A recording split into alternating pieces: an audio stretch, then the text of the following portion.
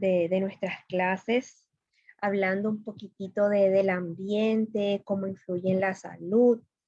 Y el día de hoy vamos a hablar de factores ecológicos que inciden en la salud y vamos a hablar de los ciclos biogeoquímicos. Son dos contenidos que no son muy largos y no son tampoco complicados que vamos a conocer el día de hoy.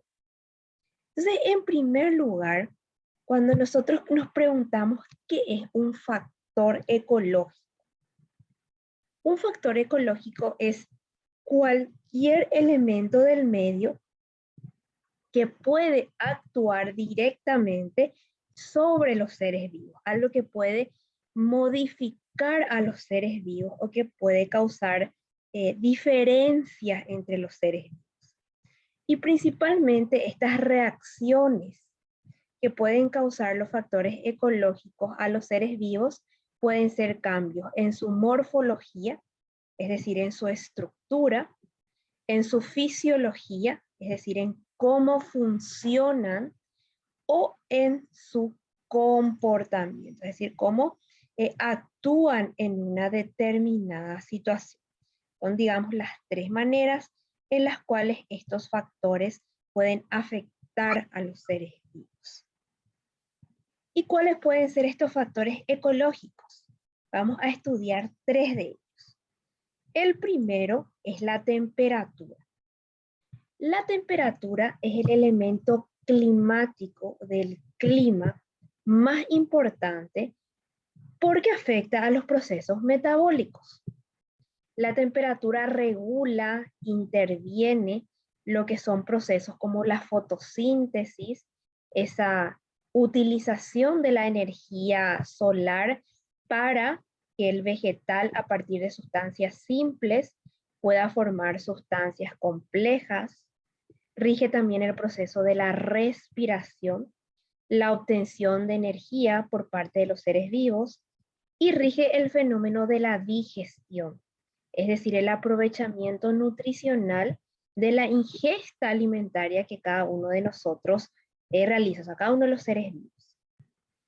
Y la gran mayoría de los seres vivos tiene un rango de sobrevivencia. No quiere decir que todos lo tengan, pero si nosotros hacemos un recuento de seres vivos, la temperatura a la cual sobreviven y viven está entre los 0 y los 50 grados centímetros. Claro, hay individuos que tienen franjas mucho más pequeñas de sobrevivencia, pero digamos, este es el rango extendido. Y asociado al concepto de temperatura, vamos a conocer lo que se conoce como el microclima. ¿Qué es el microclima? El microclima es una condición local, es decir, una característica local de donde vive un ser vivo. Es decir, cuáles son las condiciones de temperatura, de luz, de humedad, que varía de un lugar a otro y que es específico de donde vive ese individuo. El microclima es muy variable de un lugar a otro. Incluso nosotros, los seres humanos, tenemos microclimas distintos. Hay personas que nacieron y están acostumbrados a vivir en condiciones de elevada temperatura, en condiciones justamente de clima tropical, de un clima de elevada humedad, mucho calor, que si lo llevamos a un lugar que es más frío y más seco, probablemente vaya a sobrevivir, pero se enferme o le cause un daño a su salud. Mientras que otros que nacieron en climas más templados, climas más fríos, los traemos a un clima tropical y fácilmente también se descompensan desde el punto de vista de su salud. Entonces eso es lo que llamamos microclima. Esas condiciones específicas, locales, muy propias de un lugar en donde vive un ser vivo. Tenemos otro factor ecológico también, que es la luz. La luz es esa radiación lumínica, esa intensidad lumínica que viene de eso. La luz es muy importante porque regula los ritmos biológicos Incluso el ser humano, cuando nos centramos solamente en el ser humano, hay un ritmo biológico de vigilia-sueño que está regulado, que está intervenido por la luz. Claro, hoy en día es fisiológicamente bastante influido por lo que es la presencia de energía eléctrica y bueno, pues estamos ya más adaptados a una vida más nocturna, pero anteriormente el ser humano se levantaba cuando salía el sol a tempranas horas, 4 o 5 de la mañana, y descansaba ya cuando se ponía el sol. Entonces influía en el ritmo biológico, en el ritmo de sueño. Hoy en día muchas de las propuestas en cuanto al cuidado de los niños habla de esa búsqueda del ritmo biológico en función a la radiación lumínica del sol, por hablar específicamente dentro del ser humano. La luz también influye en los vegetales que hacen fotosíntesis. Cuando hay presencia de radiación lumínica, se da el mayor aprovechamiento energético por parte del vegetal y luego, pues eso que acumula, lo utiliza cuando no hay disponibilidad lumínica. La luz también interfiere en etapas reproductivas de los animales, incluso en la intensidad de luz que varía de acuerdo a las estaciones, si hablamos de estaciones de verano, estación de invierno. Ahora ustedes se darán cuenta, ya que con el cambio de hora, regulando características de otoño-invierno, amanece más temprano, oscurece más tarde. Eso en muchos animales influye en su dinámica reproductiva, porque cuando hay mayor incidencia de luz, hay mayor tasa reproductiva en ciertos animales y así se mantiene la estabilidad de las especies. Entonces la luz es otro factor ecológico que influye en la vida. ¿Qué más influye en la vida? La energía. Y vamos a llamar energía específicamente a la radiación electromagnética del Sol.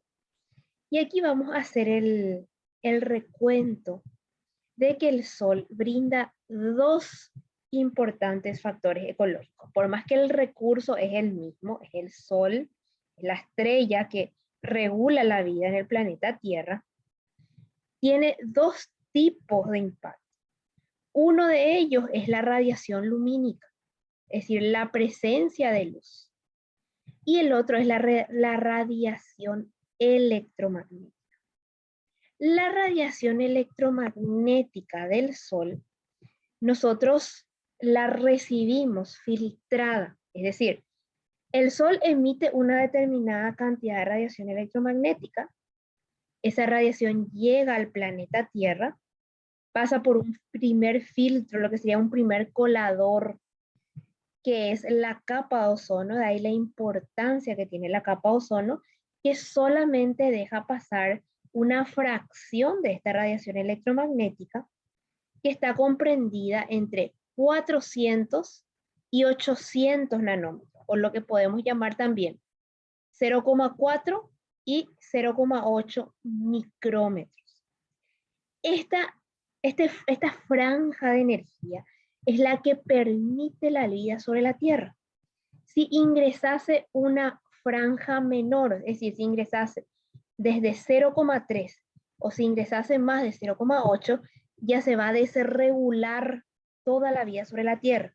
De ahí que es tan importante toda esa capa de ozono que nosotros tenemos que regula la entrada de energía al planeta. Una vez que ingresa la energía en el planeta, es principalmente aprovechada por los vegetales, porque son los vegetales los que tienen el pigmento que se llama clorofila, que puede absorber esta energía electromagnética y convertirla en energía biológica, es decir, utilizar esta energía para unir esas sustancias químicas sencillas como el agua, el dióxido de carbono, y formar una sustancia compleja como es la molécula de glucosa.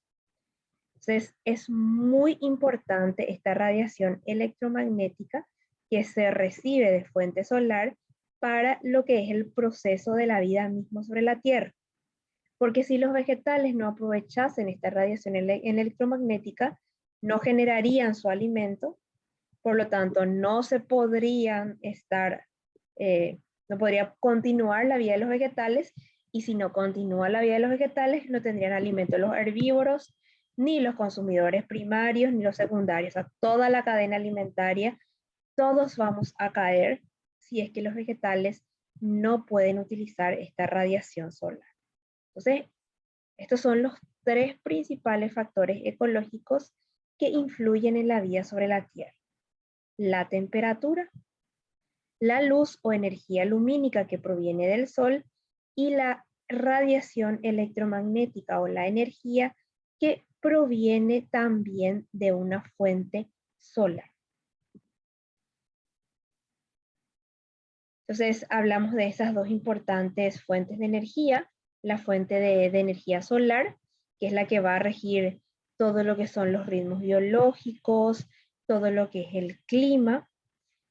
Y también tenemos una fuente de energía terrestre. ¿Cuál es la fuente de energía terrestre? Los combustibles fósiles. ¿Qué ocurrió hace varios miles de años en lo que es la era cuaternaria?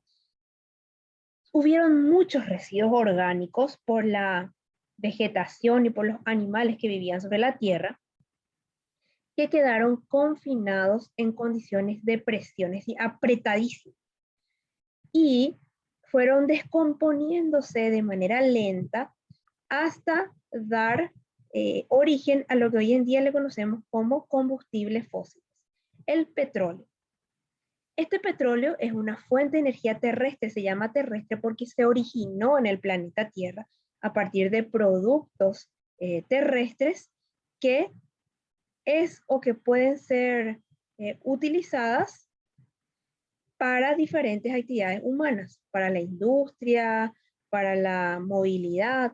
Se utilizan fuentes de energía justamente vinculadas a este origen. Se considera que son no renovables esta energía terrestre porque hoy en día se está utilizando a un ritmo muy acelerado, y entonces probablemente no vamos a tener de aquí a unos años ya disponibilidad de este tipo o esta fuente de energía. Entonces, tenemos dos principales fuentes de energía a nivel del planeta: la solar, la más importante, y la terrestre. Pero también vamos a hablar de la radiación electromagnética no solar. Además de la fuente solar que nos da radiación electromagnética, que es utilizada específicamente por los vegetales, tenemos otras fuentes de radiación electromagnética que son ciertos elementos químicos. O sea, hay elementos químicos que están presentes en nuestra tabla periódica. Incluso hay compuestos que se van formando que pueden pueden causar radiaciones electromagnéticas, ya sea en lo que es ondas de microondas o luz infrarroja, o la parte de luz ultravioleta, rayos X, rayos gamma, que son formas de radiaciones electromagnéticas que se llevan o que se presentan dentro de nuestra realidad a partir de elementos químicos que tienen estas características. Esta forma de radiación electromagnética que se descubrió entre el siglo XVII y el siglo XVIII, varias de ellas, hoy en día son utilizadas bastante en lo que son actividades industriales, actividades de producción energética y en la industria de la medicina, o lo que es en la medicina. ¿Por qué? Porque muchas de estas radiaciones pueden ingresar en las células vivas, nos pueden ayudar a tener imágenes que no tendríamos si no tuviésemos el uso de este recurso, pero tienen una consecuencia cuando no está correctamente utilizado, que es que puede dañar el material genético, puede dañar el ADN, puede desvirtuar el ADN. Y cuando hay una mala exposición a las radiaciones electromagnéticas, podemos tener efectos agudos o efectos crónicos en la salud. Un efecto agudo, aquel que ocurre a corto plazo, cuando hay una exposición muy directa de mucha cantidad en un corto tiempo. Puede causar quemadura en la piel, puede causar lo que se conoce como un síndrome de radiación aguda, que necesita una atención rápida y pronta para que la persona evite daños a largo plazo. O puedo tener un efecto crónico. Un efecto crónico normalmente ocurre cuando una persona se expone a fuentes pequeñas de radiación, pero que con ese paso acumulado del tiempo puede causar un cáncer por degradación de ciertas células o puede causar algunas enfermedades cardiovasculares por ese efecto permanente o esa exposición permanente a la radiación electromagnética.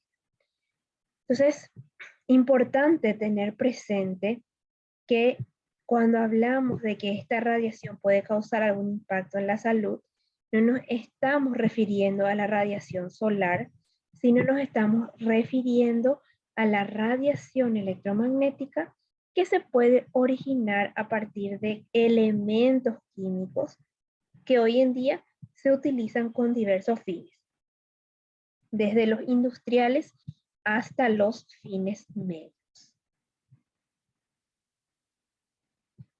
Y vamos a conocer otros dos conceptos, que es el concepto de recursos renovables y recursos no renovables. Un recurso renovable es aquel recurso natural que está presente en la naturaleza, que se puede recuperar después de haber sido utilizado de manera natural a una velocidad más rápida de la que usa el ser humano. Entonces, se puede recuperar más rápido de la velocidad que nosotros usamos. Ejemplo, la radiación solar. La radiación solar es independiente a la actividad del ser humano hoy en día aún. Entonces, la recuperamos mucho más rápido de la que usamos. O el viento que está regulado también por todo lo que es la dinámica solar, se consideran recursos renovables. Mientras que un recurso no renovable también es un recurso natural, también está presente en la naturaleza, pero este recurso no se puede producir, cultivar, regenerar ni reutilizar de tal manera que se pueda recuperar a la velocidad a la que el ser humano está utilizándolo hoy en día. Es decir, utilizamos mucho más rápido del tiempo que se necesita para que se origine ese recurso. Aquí podemos hablar del petróleo, por ejemplo. El petróleo llevó miles de años en su formación y hoy en día se extrae no sé cuántos miles de volúmenes de litros al día. O sea, no vamos a poder recuperar petróleo a corto plazo. O los minerales también están de manera natural en toda la corteza terrestre y a la tasa a la que se está extrayendo no se van a poder recuperar esos minerales, o el tema del agua subterránea, justamente el uso indiscriminado muchas veces de la extracción no controlada de agua subterránea, agua de lo que comúnmente llamamos los pozos artesianos, justamente los estamos extrayendo de manera tan rápida que no permitimos que ocurra una recarga o una recuperación de estos depósitos de agua subterránea. Y vamos a hablar también de este concepto que son los ciclos biogeoquímicos. Un ciclo biogeoquímico, o un ciclo específicamente hablando, es un proceso donde el final de una serie se vuelve a convertir en el inicio. Es decir, no tengo un inicio ni un final, esto está en permanente movimiento. Y en el mundo natural son los elementos químicos. Esos elementos que ustedes probablemente recuerdan que el ser humano fue descubriendo a medida del paso de los años y que hoy en día están presentes en la tabla periódica. Esos elementos van pasando por estos ciclos a lo largo de la vida, o lo que es el factor biótico, y el factor abiótico, la fracción no bio. Y este continuo movimiento se va a conocer como un ciclo biogeoquímico. El ciclo biogeoquímico es el movimiento de estos elementos entre seres vivos, todos los seres vivos, animales, vegetales, microorganismos y por supuesto el ser humano, y su medio físico. Su medio físico pues va a incluir suelo, agua y aire. Y de ahí deriva su nombre de ciclo biogeoquímico, bio, porque involucra a agentes biológicos, geo, porque involucra toda la parte del suelo, de la roca, y químico, porque hay un constante movimiento de elementos químicos. Estos ciclos biogeoquímicos están presentes y ocurren de manera totalmente natural a lo largo de la vida. ¿Y cómo se van a clasificar estos ciclos? Vamos a conocer 3 clasificaciones. No vamos a estudiar todos los ciclos de manera independiente, solo el ciclo del agua, pero sí es importante conocer esta clasificación de ciclos. Por un lado, y solito, sin formar parte de otro grupo, tenemos al ciclo del agua. El agua es un compuesto, no es un elemento químico que está formado por hidrógeno y oxígeno. Tenemos otro grupo de ciclos que son los ciclos gaseosos. ¿Qué quiere decir que un ciclo es gaseoso? Quiere decir que la mayor proporción del elemento de ese ciclo tiene su reservorio en la atmósfera. ¿En forma de qué? En forma de gas. Entonces, cuando nosotros pensamos en qué gas tenemos en la atmósfera, principalmente pensamos en el aire. ¿Y qué hay en el aire? ¿O cómo está compuesto el aire? Nitrógeno, oxígeno, dióxido de carbono. Entonces, los principales elementos que tienen un ciclo gaseoso, que su principal reserva es la atmósfera, son el nitrógeno, el carbono y el oxígeno. Y un tercer grupo de ciclos son los ciclos sedimentarios. Los ciclos sedimentarios son aquellos donde el principal reservorio es el suelo. Están en el suelo. Entre la roca madre es la fracción más profunda del suelo, y el suelo en el cual el vegetal penetra con sus raíces. ¿Y cuáles son ciclos sedimentarios? El fósforo, el azufre, el calcio, el magnesio y el potasio son ejemplos de elementos químicos que tienen ciclos sedimentarios, que su principal reservorio, su principal fuente donde se almacenan estos elementos es el suelo. Y de lo que sí nosotros vamos a hablar en más detalle el día de hoy es del ciclo del agua. El ciclo del agua es muy importante para la vida porque ya sabemos que dependemos sí o sí de este importante compuesto químico. Más del 70% de la composición de nuestro organismo es agua, y se necesita el agua para todas las funciones de los seres vivos. No solamente lo necesitamos los seres humanos, sino todos los seres vivos lo necesitamos para el mantenimiento de la vida. ¿Y cuáles son los principales procesos o momentos del ciclo del agua?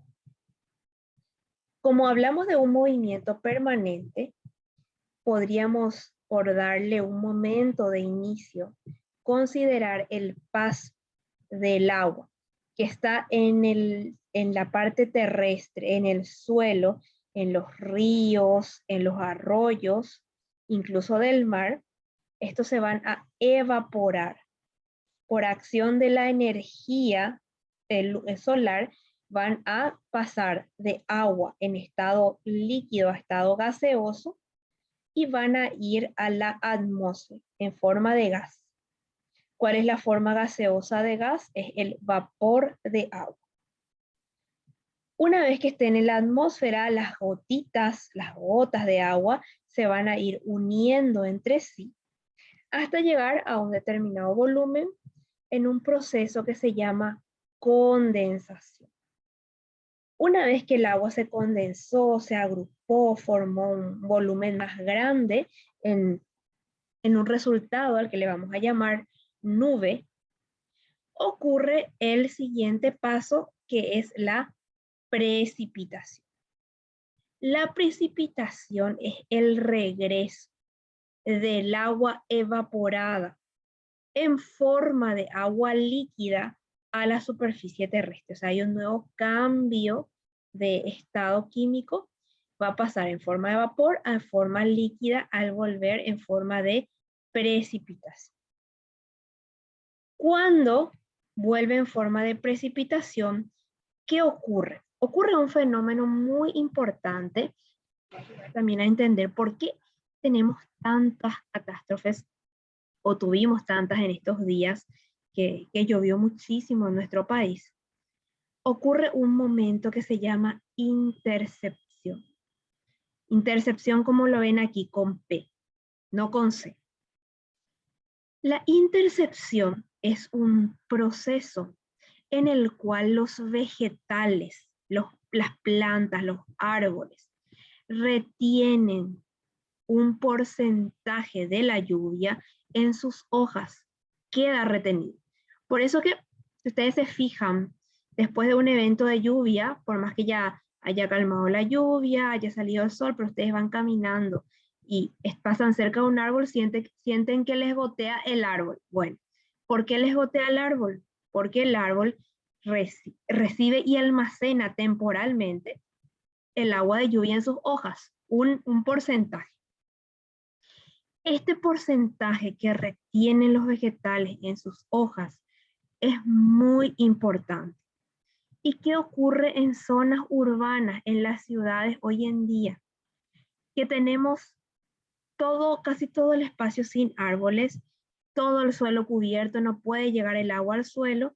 Entonces la dinámica de los raudales del siguiente momento que vamos a conocer, que se llama escorrentía, es tan fuerte que causa muchísimas catástrofes. Nos falta, como que perdimos este momento tan importante del ciclo del agua, que es aquel en el cual mi vegetal almacena justamente en sus hojas ese determinado porcentaje de agua necesaria.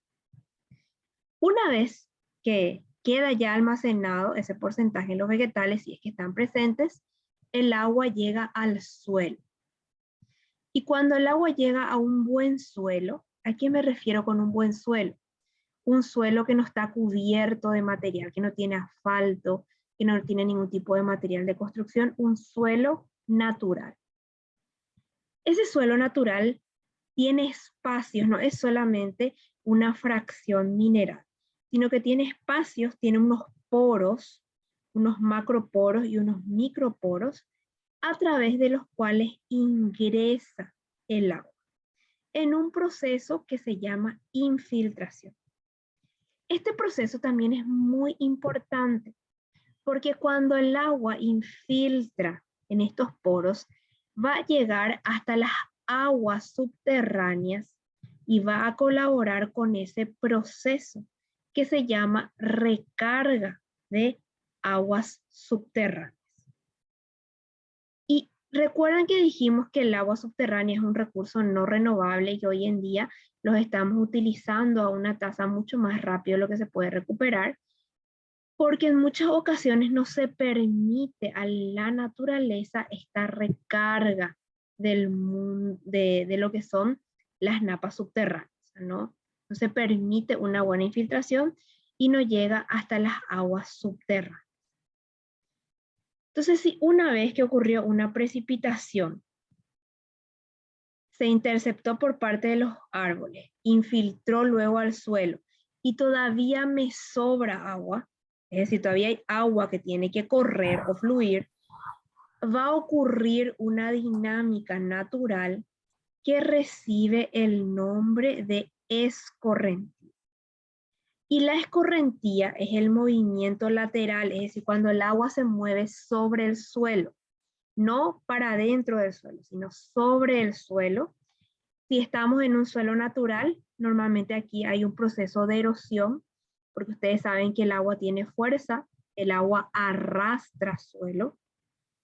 Y si estamos en un entorno muy cubierto, como volvemos a repetir, es lo que tenemos en las ciudades, de que todo es asfalto o todo es construcción o es cemento, entonces el agua que fluye, la escorrentía, normalmente causa lo que conocemos como el raudal. Y como el raudal no tiene ningún tipo de obstáculo en su fluir, porque es un volumen de agua muy importante, eso tiene fuerza, arrastra todo lo que encuentra en su camino y que puede mover. Ustedes ya habrán visto en la semana anterior que llegaron a arrastrar, hace 8 días atrás prácticamente, eso arrastraba una enorme cantidad de basura, arrastra autos, arrastra personas. Tal es la fuerza que tiene el agua cuando no tiene competencia, cuando no tiene un suelo en el que puede infiltrar, que puede causar muchísimo daño a través de la escorrentía. Por eso que siempre se habla que sí o sí en zonas urbanas hay que tener algún tipo de sitio en el cual pueda infiltrar el agua para disminuir el volumen, para que tenga menos fuerza el agua cuando se mueva, y hay que fomentar la presencia de árboles, es decir, de vegetación arbórea urbana, porque estos van a contribuir a la intercepción justamente del agua en sus estructuras para que pueda así también permanecer una fracción y no causar tanto daño en ese movimiento lateral sobre el suelo. Entonces, estos son los momentos del ciclo del agua que es importante conocer la dinámica de cómo se desarrolla este ciclo, justamente para ver cómo influye en condiciones de vida. ¿Y qué estamos haciendo hoy nosotros, los seres humanos, con el ciclo del agua? ¿En qué le estamos alterando? Principalmente en dos aspectos. Uno de ellos es la extracción. Recordarán que hay una fracción del agua que está en agua subterránea, está por debajo del suelo. Hoy en día muchos están extrayendo más de lo que se puede recargar. Y es lo que conocemos como un uso excesivo de pozos. Justamente ocurre que se extraen de manera no planificada o se extraen cuando se tienen muchos pozos cercanos y todos extraen agua a la vez, entonces eso causa una alteración al ciclo del agua, la dinámica del agua. Y otro proceso que hace el ser humano que también causa alteración es la contaminación. Cuando el agua contamina o cuando el agua se contamina como un recurso natural, cuando descargamos algún tipo de contaminante, efluentes industriales, residuos cloacales, contaminamos el agua y también alteramos el ciclo. Porque cuando vamos adicionando estas formas de contaminación, ya una fracción tiene que ser depurada o mejorada para poder utilizar, e incluso se pueden dar dinámicas de evaporación de agua contaminada y eso va a terminar afectando a todos los seres vivos a los cuales posteriormente se vuelve o se recupera la dinámica de este ciclo del agua. Entonces son los dos principales problemas. La extracción mayor a la capacidad, cuando quito más de lo que tengo, o la contaminación, cuando adhiero o cuando agrego algún tipo de compuesto que altera la calidad que naturalmente tiene el agua como un recurso natural. Entonces, esto era lo que yo quería compartir con ustedes el día de hoy. hablando de estos factores ecológicos, de lo que son recursos renovables, recursos no renovables, y conocer un poco sobre los ciclos biogeoquímicos en general y específicamente la dinámica del ciclo del agua, que son componentes muy importantes del ambiente y que cuando están desregulados y no están correctamente cuidados, están influyendo en las condiciones de vida de una población. Entonces, me gustaría escucharle ahora a ustedes, si tienen algún comentario o alguna consulta de lo que estuvimos desarrollando el día de hoy.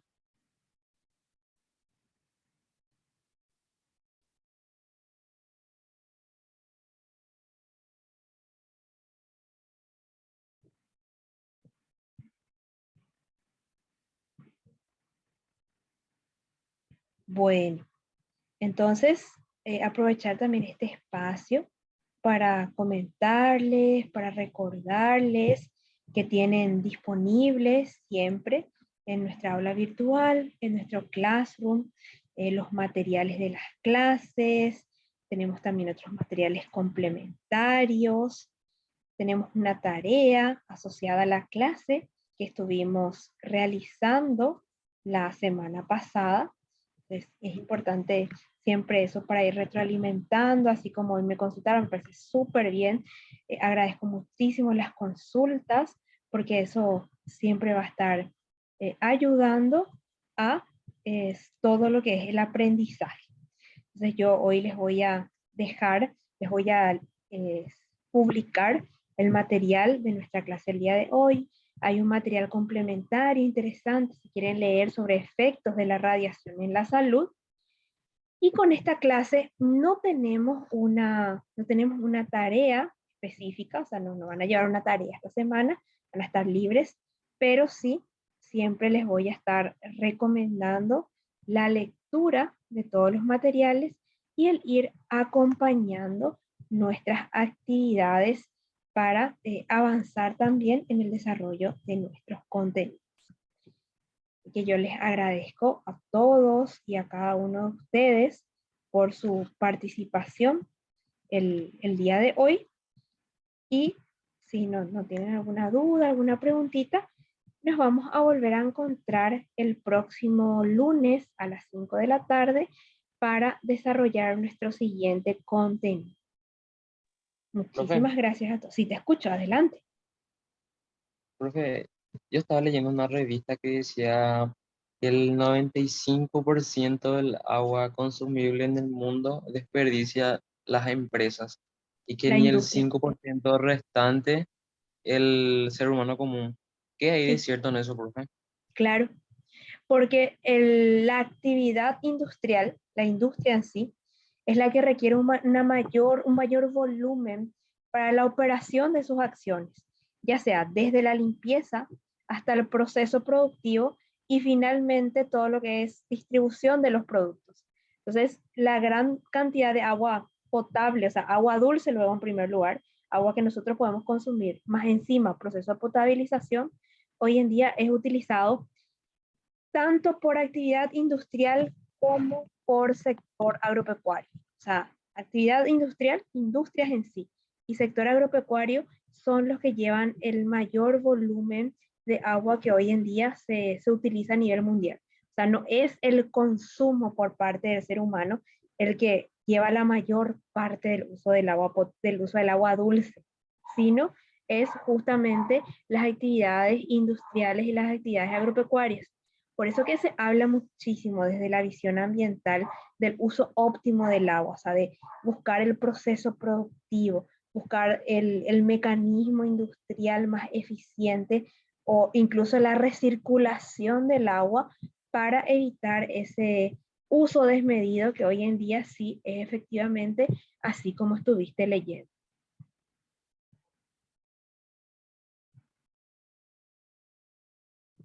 Profe, ¿y vos crees que en un plazo de ponerle de aquí a 100 años hace una grave falta el agua potable para el ser humano? Yo te diría que antes, O sea, así como están las cosas, si no hay un cambio muy, muy radical, de aquí a 20 años nosotros vamos a tener problemas de agua, no es lo ni agua potable, agua dulce. O sea, ya va a empezar la disputa por el agua dulce, porque viste que nosotros tenemos muchísima agua disponible en el planeta Tierra, pero solamente podemos utilizar agua dulce, agua que no tiene ningún tipo de sales en su composición. Y eso es un 3,5% de toda el agua que tenemos en la biosfera. De ese 3,5%, casi 1,5% hoy en día está en los glaciares, es decir, agua congelada, y el resto está a nivel terrestre, es decir, continental, ríos, arroyos, lagos y agua subterránea. ¿Qué pasa? Nuestro principal problema que tenemos es cómo estamos extrayendo el agua subterránea. Porque en muchos sitios el agua subterránea se extrae sin planificación, sin control. El agua subterránea es como una bolsa. En realidad es luego una bolsa a la que se le llama acuífero. Entonces, ¿qué es lo ideal? Que yo pueda perforar en un sitio, si así lo necesito, extraigo el agua y permito que esa bolsa, a medida que se va dando el ciclo del agua, se pueda volver a llenar. Pero ¿qué hacemos en muchos lugares donde no se planifica justamente la extracción de agua? Llenamos de agujeritos, es como que le damos múltiples agujeros a nuestra bolsa, entonces el uso, la extracción del agua no es eficiente. Se extraen mucho al mismo tiempo, se extrae poco, no da abasto para nadie, pero es porque no hay una buena organización. Entonces, ese es el principal problema que tenemos hoy en día, después que mucha gente, los cursos naturales, ríos, aguas, desvía para actividad agrícola, actividad pecuaria, y se pierde la dinámica natural, el fluir natural de estos cursos hídricos, y eso también altera la dinámica del ciclo del agua. Entonces, esos son los dos principales impactos que hoy en día estamos viendo y se va a convertir de aquí a muy poco tiempo si no hacemos algo realmente es importante para lo que es la gestión de nuestros recursos hídricos. Ahora, hace poco, por ejemplo, hace 2 semanas, salió una reglamentación, como estamos todavía en época de sequía, de que no se podía bombear agua de los ríos. Fue una de las mejores e importantes decisiones que se decidió a nivel institucional, a nivel gubernamental en el país, que se retiren todas las bombas de extracción de agua de los ríos para que o sea, de la actividad agrícola o de actividad pecuaria, para que se puedan recuperar los ríos en esta época de sequía y luego se pueda volver a extraer. Entonces, ese tipo de medidas cada vez se van a tener que ir tomando de manera más seguida, de manera en concordancia con lo que son las condiciones climáticas, para poder mantener las condiciones óptimas y naturales de lo que es la dinámica de nuestro ciclo del agua.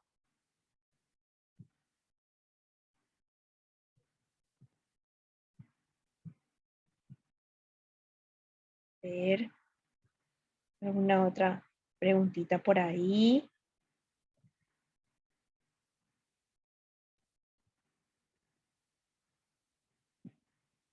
Bueno, entonces les agradezco a todos una vez más su presencia en este día, lunes, y nos encontramos nuevamente.